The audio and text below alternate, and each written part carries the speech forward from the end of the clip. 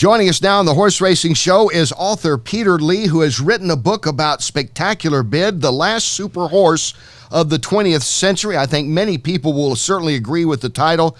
There are some that will always contend that Spectacular Bid is the best horse who never won the Triple Crown.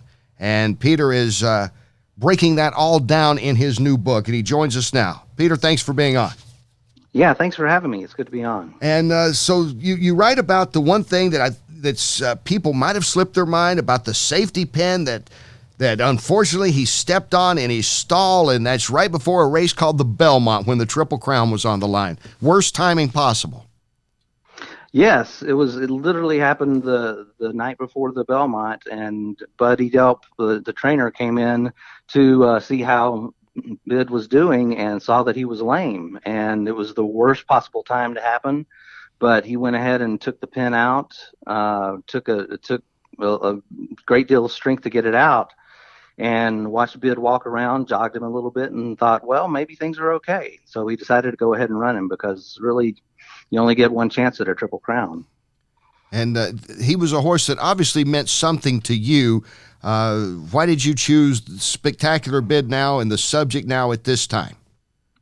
Well, I grew up in the 70s, and my brother was a big horse racing fan, and I started watching Seattle Slew and Affirm, just a perfect time to watch horse racing, and picked out my horse in 1979, basically on the name Spectacular Bid. I had no idea he was the favorite, but saw him win the Derby, saw him win the Preakness, and then just broke my heart when he finished third in the Belmont. But it took me years later, being in the middle of Georgia where there is no horse racing, to actually find out about the safety pin, and it intrigued me. I wanted to know a little bit more about it, and that's why I wrote the book.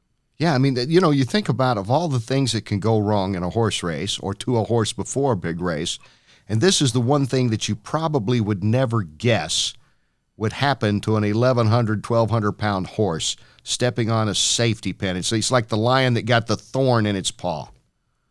Absolutely. And a lot of people said Bud Delp was just making it up. It was an excuse. But a lot of people forget that Spectacular Bid was convalesced for a good 3 months and before he could race again.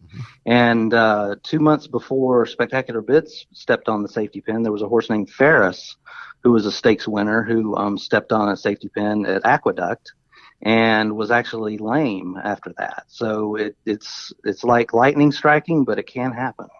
We're talking with Peter Lee, the author of a fascinating new book called Spectacular Bid, the last super horse of the 20th century. Not just the great horse himself, but quite a character in the trainer Buddy Delp. A story with the kid, then he's 19 years old. Ronnie Franklin was the jockey at that time, was thrust into the spotlight. I remember seeing him interviewed on ABC and all. It was an interesting horse, an interesting group of people around the horse too, Peter. I guess that you cover it all in this. I do, and one particular aspect that's interesting is that all of his connections were from Maryland. Spectacular Bid was actually born in Kentucky, but Ronnie Franklin, Bud Delp, and the Meyerhoffs, who owned Spectacular Bid, were all from Maryland. Bud Delp was a character. He always held court with the press and had a good quip and a good quote for them. And as you said, Ronnie Franklin was just thrust into the spotlight, and it was a crushing blow when he lost the Belmont, and it was the beginning of the end for him. Yeah, it was sad the way that life turned out for Ronnie, and unfairly criticized for that third place finish, because as you point out in the book and we're talking about now, people had no idea what had gone on. Very few people. I don't know how many people outside of Bud Delp really knew that what had happened to Spectacular Bid just hours earlier in his stall. Exactly. Really, it was Bud Delp, Ronnie Franklin, and the Meyerhoffs, and Bud Delp's brother Richard, who knew what was going on. They didn't even contact the New York Racing Association veterinarian, who came by to make sure that Spectacular Bid was fit to race. So it was a very well-kept secret, and even after the Belmont, immediately after the Belmont, Bud Delp said nothing about the safety pin, gave all of the congratulations to Coastal, who won the Belmont, and it wasn't until the next day that he mentioned the safety pin, and that's when people started thinking, he's making up an excuse. Right. Yeah.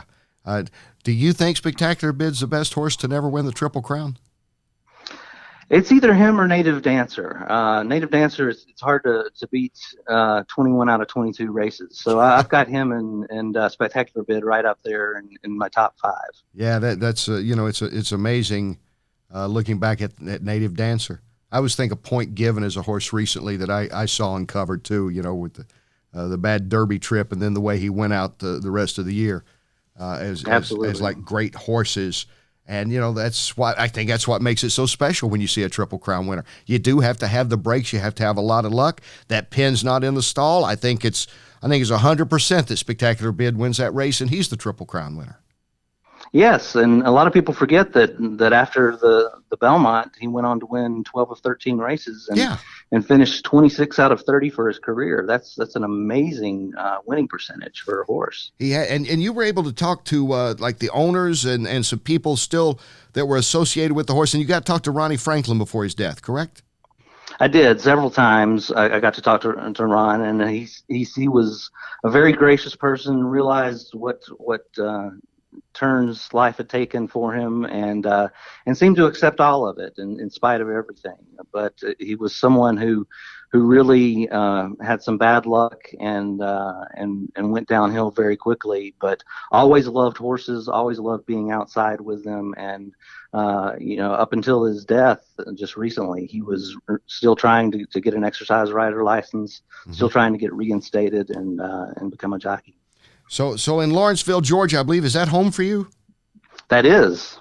Not a hotbed of horse racing here in Lawrenceville. Yeah, I was going to say, but yet your brother was a fan, and I guess the Triple Crown brings in fans from around the country, don't they? That's been my experience with friends who did not grow up in Kentucky. I even grew up in Kentucky, but I didn't grow up around horses. That wasn't, my world till several years ago. But I think, you watch the Triple Crown and you learn about a Spectacular Bid or a Seattle Slew or whoever the horse was at the time. Yes. And, here in Georgia, I tell people I've written a book about Spectacular Bid, and I get a lot of blank looks on people's faces.